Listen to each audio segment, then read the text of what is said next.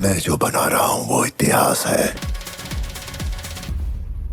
Yash Raj ফিল্মসের spy universe কি আবার ঘুরে দাঁড়াতে পারলো, নাকি আলফা আবারও একবার প্রমাণ করলো যে শুধু বড় বাজেট আর স্টার কাস্ট দিয়ে ভালো স্পাই থ্রিলার সিনেমা বানানো যায় না? চলুন জানা যাক আলফা সিনেমাটি আসলে কেমন ছিল। शुरू करो अग्नि परीक्षा। 2012 সালে একটা টাইগার দিয়ে শুরু হওয়া ইয়াশরাজ ফিল্ম স্পাই ইউনিভার্স একসময় বলিউডের সবচেয়ে বড় সফল ফ্র্যাঞ্চাইজিগুলোর একটি ছিল, কিন্তু টাইগার 3 এবং ওয়ার 2 প্রত্যাশা পূরণ করতে পারেনি। সেই অবস্থায় আলিয়া ভাট এবং শারবারিকে নিয়ে তৈরি হয়েছে আলফা, যেখানে প্রথমবার দুই নারী এজেন্টকে কেন্দ্র করে গল্প তৈরি করা হয়েছে। গল্পের কেন্দ্রে রয়েছে যমজ দুই বোন সীতা এবং দুর্গা। জন্মের পরেই এক দুর্ঘটনায় তারা আলাদা হয়ে যায়। বহু বছর পর তাদের জীবন জড়িয়ে পড়ে রহস্যময় আলপাসিরামে, এক বিপজ্জনক ষড়যন্ত্র এবং এক শক্তিশালী ভিলেনের সঙ্গে। শুনতে স্পাই থ্রিলারের মতো লাগলেও সিনেমার বড় অংশ জুড়ে আসলে পারিবারিক ড্রামাই বেশি প্রাধান্য পেয়েছে।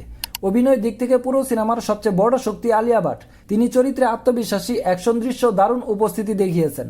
শারবারিকে দেখতে ভালো লাগলেও অভিনয়ে খুব একটা ভালো ছাপ ফেলতে পারেনি। অন্যদিকে অনিল কাপুর এবং ববি দেওলের মতো অভিনেতাদেরও বেশ দুর্বল মনে হয়েছে। আসলে অনেক চরিত্রই ঠিকভাবে লেখা হয়নি। সিনেমার সবচেয়ে বড় সমস্যা হলো এর চিত্রনাট্য।